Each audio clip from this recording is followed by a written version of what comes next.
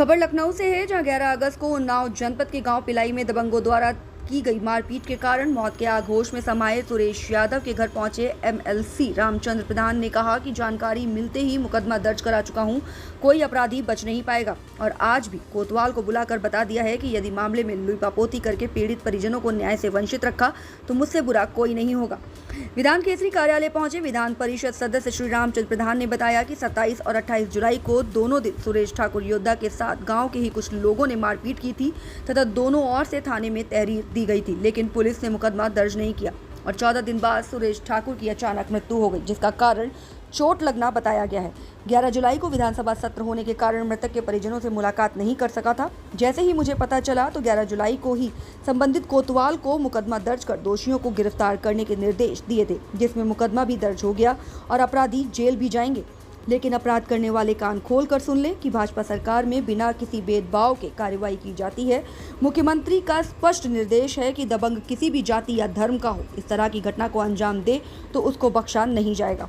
तभी तो आज अपराधी मुख्यमंत्री का नाम सुनते ही कांपने लगते हैं। उन्होंने पुलिस द्वारा सही धाराएं न लग पाने के आरोप का जवाब देते हुए कहा कि परिजनों को कि उनके शुभचिंतकों को शायद इस बात की जानकारी नहीं है कि जब मारपीट के कारण किसी व्यक्ति की मृत्यु कई दिन बाद होती है तो ऐसी स्थिति में धारा 302 नहीं बल्कि 304 लगाई जाती है, जो और भी ज़्यादा खतरनाक है क्योंकि इसमें पीड़ित स्वयं बयान देने लायक नहीं रहता तथा पुलिस को भी कार्रवाई करने में कोई परेशानी नहीं होती है। उन्होंने दावा किया कि मैं लगातार इस प्रकरण पर नज़र रखे हुए हूं और न ही मुझे किसी के सर्टिफिकेट की आवश्यकता है। पीड़ित परिवार किसी भी जाति या धर्म का हो, केवल मैं ही नहीं सरकार भी उनके साथ खड़ी है, कोई अपराधी बच नहीं पाएगा। हमारे साथ लखनऊ उन्नाव विधान परिषद क्षेत्र से भारतीय जनता पार्टी के एमएलसी रामचंद्र प्रधान जी मौजूद हैं। उन्नाव के थाना सोहरा मऊ क्षेत्र में एक घटना हुई है। सुरेश योद्धा नाम के एक सविता समाज के व्यक्ति थे, उनकी हत्या की जो चर्चाएं हुई हैं, आज रामचंद्र प्रधान जी ने जाकर के उनके परिजनों से मुलाकात की, उनसे जो बात हुई है उनसे उस घटना के बारे में जानकारी करते हैं। आपको मिलवाते हैं रामचंद्र प्रधान जी से। प्रधान जी, ये जो घटना हुई है सुरेश योद्धा वाली, इसमें आज आप गए थे मौके पर, क्या मिला, क्या देखने को मिला, क्या है उसमें? एफआईआर वगैरह हुई है कि नहीं हुई है? उसमें एफआईआर हुई है, जो वहाँ मुझे जाकर के एक जानकारी हुई, इसके पहले भी हुई। जिस दिन उनकी मृत्यु हुई उस दिन भी मैंने पुलिस प्रशासन और वहाँ के अधिकारियों से बात की थी। तो मेरी घटना की जानकारी आई कि 27 और 28 तारीख को जुलाई में 27-28 जुलाई में कुछ वहाँ के गांव के ही लोगों से उनका झगड़ा हुआ।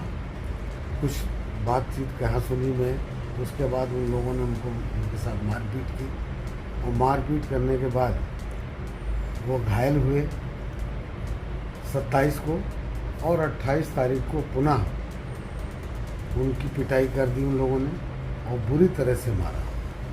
बुरी तरह से मारने के बाद वो घायल हुए। ऐसी घटना प्रकाश में आई है। फिर शायद उन्होंने एफआईआर करने का प्रयास किया, जो उनका कहना पीड़ित पक्ष का कि एफआईआर दर्ज नहीं की गई। पीड़ित पक्ष सुरेश गए, फिर अपने घर में रहे। उसके करीब 13-14 दिन बाद उनकी मृत्यु हो जाती है। तो ऐसा प्रथम दृष्टया तो लगता है कि उसकी चोट लगने से और लापरवाही की वजह से, प्रशासन की लापरवाही से एफआईआर दर्ज न होना, ये एक प्रकाश में आई है, जिस पर मैं वहाँ मौजूद गया था। वहाँ मौजूद लोगों ने मुझे बताया भी, जिस पर मैंने पुलिस प्रशासन से बात की, वहाँ एसपी साहब से बात की, कप्तान और क्षेत्रीय जो एसएचओ उससे बात की। उन लोगों को इसकी जानकारी दी और मैंने कहा कि ऐसे अगर कोई भी व्यक्ति, जो व्यक्तियों ने इस तरह का काम किया, जिन्होंने मारपीट किया और जिन लोगों की जानकारी में मारपीट की भी एफआईआर दर्ज नहीं हुई, ऐसे दोषी व्यक्तियों के खिलाफ कार्रवाई की जाए और जिन पे एफआईआर हुई है उनकी जांच करके उनके खिलाफ सख्त से सख्त कार्रवाई की जाए। अच्छा, उनके परिजनों का और उनके घर पे जा रहे हैं, उनका कहना ये है कि पुलिस जो है उसमें लिपापोती करने पे लगी हुई है और धारा 302 लगनी चाहिए, 304 लगाई गई है। इसमें क्या है?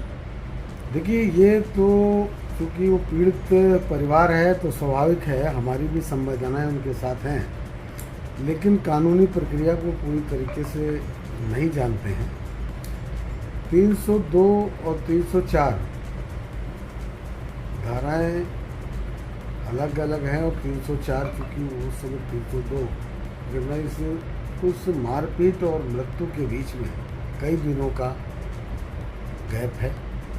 इसीलिए मैंने कहा ना कि इसकी विस्तृत जांच होनी चाहिए और उस जांच के बाद यदि ऐसा पाया जाता है तो ऐसे व्यक्तियों के खिलाफ सख्त से सख्त कार्रवाई होनी चाहिए